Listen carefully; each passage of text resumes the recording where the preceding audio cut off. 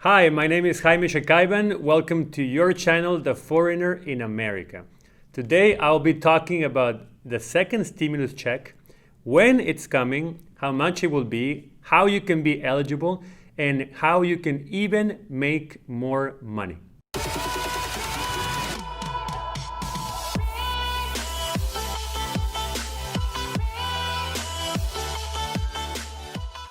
So first of all, let me tell you that it has been crazy outside on the news, the amount of information that we have on the second stimulus check. I did not think it was coming, but now it seems like everyone is coming on the same page about this topic. It seems that America needs a second and final round of stimulus payments. Before I go into topic, let me tell you who I am and why this channel is unique. So I came from Mexico 6 years ago on a work visa, and I pushed hard to legally immigrate into this great country. So back in the days when I was a kid, my dad taught me how to save and about money, and it was my passion. So whenever I got into my teen years, I started reading a lot about money, savings, investing, personal wealth, and also I got really great mentors, and by personal experience, I learned how to manage effectively my money. So it's my time right now to share with you all my knowledge with passion and also give you a foreigner insight at the end of each one of these videos, which is going to be something that you will only find here. And it will help people from other countries that also want to learn how to manage their money, and also give locals a different point of view so they can understand all the cultures that surround them. The end goal is for locals and foreigners to share the same financial perspectives and achieve one end goal, which is financial independence. Let me get into the topic of this great video. So the Senate is proposing a $1 trillion outstanding stimulus for the second part of the CARES Act, which it might be called CARES Part 2. I will give you the facts on the second stimulus bill, when it's coming, how much it will be, and what you need to do to guarantee you have money in your bank account. The reason for the CARES Act and the HEROES Act is simple. It's to guarantee an American comeback and to increase the number of American jobs as an absolute moral priority. So, what should happen for you to get your check? Well, the Senate has to build, negotiate, debate, and pass a bill to the President of the United States. And then the President has to sign it so it becomes a law. And then you can start getting your money. So if you get the original CARES Act back in March, April, it was signed by the President on March 27th. But the first checks came 3 weeks later, on April 15th. So the deadline for the Senate today is August the 7th. This means that if they get the bill to the President on August the 7th, you might expect your first checks to come by August 26th. Let me explain to you why this is so important. The Senate has working sessions and recess sections, meaning that they work for some time and they rest for some time. So the current working session ends August the 7th. Then they take a break and they come back until September the 8th after Labor Day. So if they do not pass the bill before August the 7th, you have to wait until September the 8th to September 25th to get that bill passed. And after that is 3 weeks more so you can get your check. That is why it's so important that they get to work, negotiate, and get into an agreement so they can pass that bill to the President as fast as possible. And two things that you have to do is, one, stay tuned on the news to see if they actually pass the bill before August the 7th. And two, you need to go to Track My Payment on the IRS website, which I will link it below in the description. You put your information, you put your social security number, first and last name, and you're gonna see your eligibility. So if you're going to get the money, how much. That's good information that you should track in the system. So what are the differences between the first check and this second check?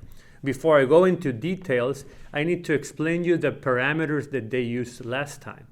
And they most likely going to use this time with a little bit of changes at the end. So whenever you filed your taxes last year, 2019 or 2018, you had to file it either single payer, head of household, or married filing jointly. And why is this important? Well, depending on the amount you filed, that's your eligibility for this stimulus check. So single payers, very easy. $75,000 or less, you're going to get the full $1,200 stimulus check. If you go over $75,000, there's simple math there, which I love math.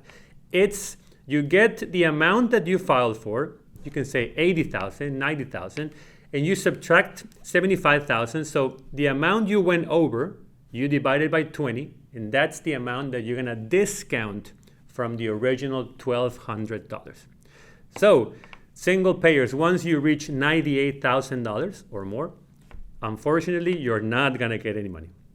So it's $75,000 to $98,000.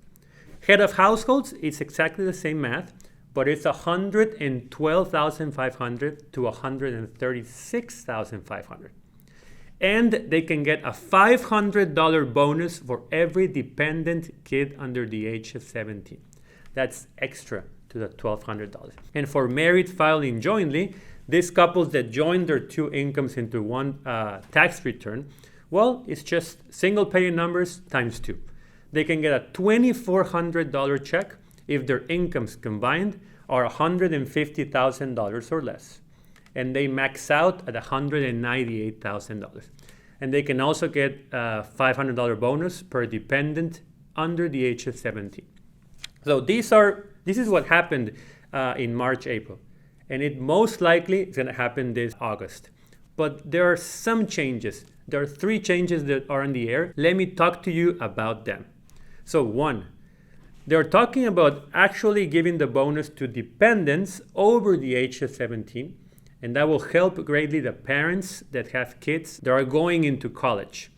2, the original CARES Act did not take care of the disabled Americans, and they're talking about including them in this bill. And for the third one, I need to give you the foreigner insight for this video. So, when you come to America as a foreigner, you most likely came on a visa.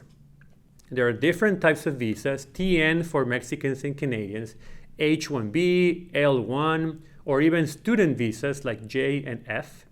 But it's not my intention to actually teach you about visas in this video. My intention is for you to understand that most of the people that come to America, they get a social security number to be able to legally work here. But their spouses and their kids do not get social security numbers. This means they cannot work and they have to file taxes with an ITIN, which is an individual tax identification number. Why is this important, you ask me? Well, if a couple file their taxes married filing jointly and one of them does not have a social security number, that couple is not eligible for a second stimulus check. And they also lost the first one. So they lost the $2,400 in the first time. They're going to lose the $2,400 this time. And they're not going to get the $500 bonus per kid as well. So do you think this is fair? Yes? No? Comment below. But let me tell you something. These foreigners with no social security number or the spouses pay taxes. They pay social security tax. They pay Medicare tax. Are they eligible for these benefits? Of course not. They're paying them for you, for locals that live in their great country. So, I mean, it's fair for them to get a stimulus check and also help them on these hard times. So the HEROES Act, the one that was passed in May by Congress, wants to address this. They're proposing that now foreigners should also get the second stimulus check under the parameters that we talked about, and they should get retroactive to the first one. So both checks at the same time, and that is huge.